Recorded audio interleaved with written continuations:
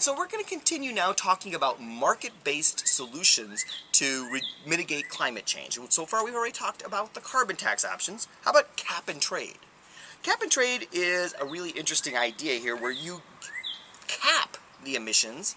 Well, what do we mean by cap the emissions? We mean that the government is going to be issuing a fixed number of permits per year, allowing the holder of those permits to emit a fixed amount of carbon. Typically they're issued in denominations of 1 ton of carbon, or carbon equivalent if we're talking methane or something like that. And if you want to run a coal-fired power plant or a natural gas power plant or whatever, you need to hold the right number of permits for the amount of carbon you're going to be emitting. It sets a cap on the total amount of emissions. Now, if you don't, so like if you run a coal-fired power plant and you know you're going to have 10,000 tons of carbon emissions this year, you need to hold 10,000 carbon permits.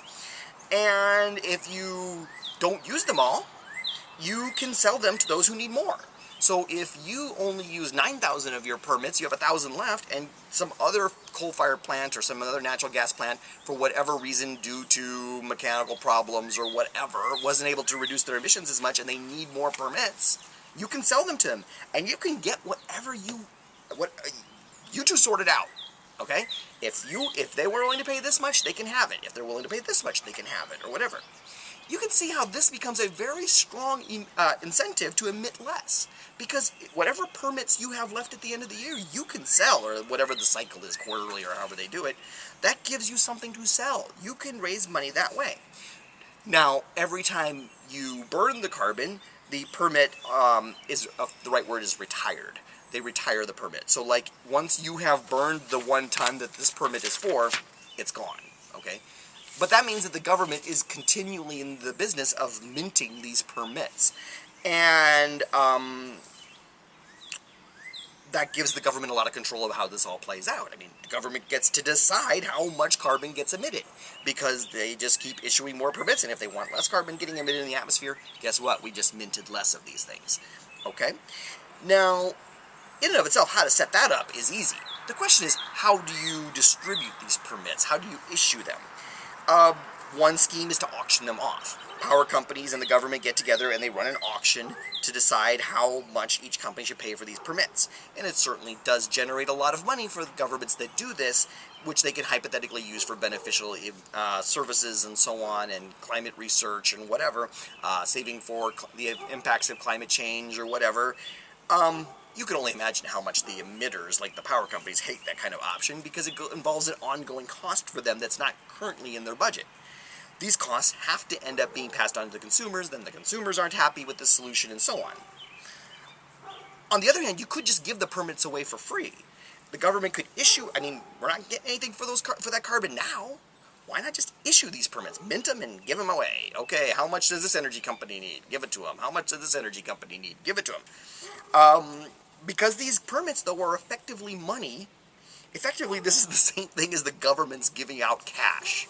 Well, you can only imagine the companies like that, but who gets the permits and how then has a very large impact on the winners and losers in a scheme like this, and it can be very difficult to figure out how to do that in a way that's fair. If you are giving slightly more of these permits to one industry than to another, you're effectively choosing who wins. So this is not such an easy thing. How to distribute the permits in a cap-and-trade type system is a giant mess. But that being said, cap-and-trade systems work. We're talking about cap-and-trade systems in the context of greenhouse gases and so on, but cap-and-trade systems have actually been used lots of times in environmental situations you may be less familiar with. Like, for example, it's how we phased out leaded gasoline. There were certain industries that relied on leaded gasoline. We created a cap-and-trade system until they incentivized them to phase it out. How we got rid of the chlorofluorocarbons that deplete the ozone layer was done largely with a cap-and-trade type system. These kind of systems have worked in other industries. They would work on the scale of global change associated with carbon.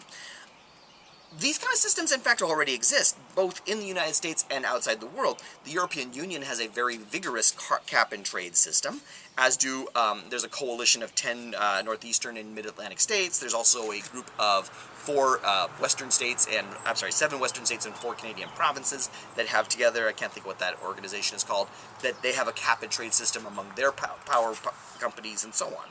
This works. It has worked in other industries, and it would work with carbon.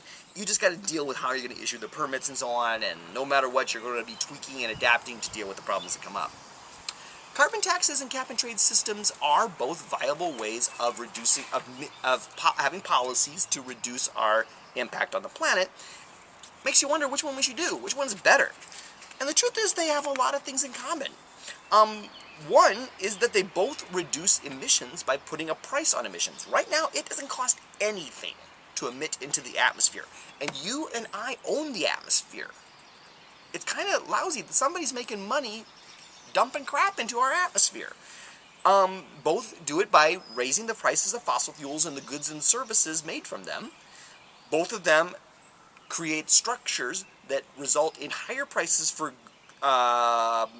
goods that are intensive in the use of greenhouse fossil fuels and so on, and lower prices on greener options, which, you know, both encourages consumers and companies to choose the greenhouse gas-free options, and both incentivize research into cleaner, newer technologies that, you know, conventional regulations just couldn't do. So that's kind of our first way in which the cap-and-trade systems and the carbon taxes are similar. Another way is that they both allow companies to emit as much as they want. We're not saying anybody has to stop emitting. We're not saying anybody can't burn what they want. They just have to make the necessary payments. And, you know, politically that's easier. You're not telling anybody what they have to do. They just have to pay for what they choose to do. There's a certain kind of politician, there's a certain type of blogger, there's a certain type of radio host who find that attractive. Both move emissions to where their emissions are cheapest. The emissions reductions, rather, to where the emissions reductions are cheapest. We're not picking what's the winner here. We're just saying, here's a structure, here's a carbon tax structure, here's a cap-and-trade structure. The market will move the emissions reductions to wherever it can be done most cost-effectively. That makes sense. Both cause the emitter to reduce their emissions until the marginal cost of making those emissions reductions further is equal to the cost of the permit or the tax or whatever. That's kind of a wonky way of saying we'll keep doing this until it's no longer cost effective, and at least we'll have gotten some reductions out of it. But there are important differences into how these things work. Carbon taxes result in an uncertainty about how much carbon will actually get reduced. I like the analogy that was there in the book about how there was 2 different ways you could actually buy drinks for a party, I believe is what they used in the example there. One way is to say, I have a certain amount of drinks I'm going to go buy, I just don't know what it's going to cost as to how much I'm going to go buy. And another way is to say, I've got $50, how much can I buy? Carbon taxes are saying we don't know what this is going to, what we're going to get. We're going to just set up the structure and see how much carbon gets reduced, and every industry will be making its own choice. That's in contrast to the cap-and-trade system, where the policymakers get to decide how much carbon gets emitted because they're the ones minting the permits. We just don't end up knowing in advance how much it's going to cost. The companies may end up getting into some kind of spiraling bidding war, which can happen in a cap-and-trade type system.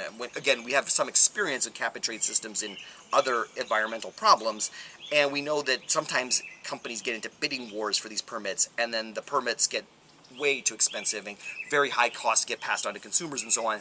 There's a policy option called an escape valve. You have to have an escape valve, which it means that automatically the government will issue more permits if the price of the permits gets too high. If you don't have the escape valve set up on there, the market can run away with it with extremely high prices on these permits. It's a bit technical and economic-y and wonky to know why that has to happen. But it can be done. All this can be designed. All this can be engineered.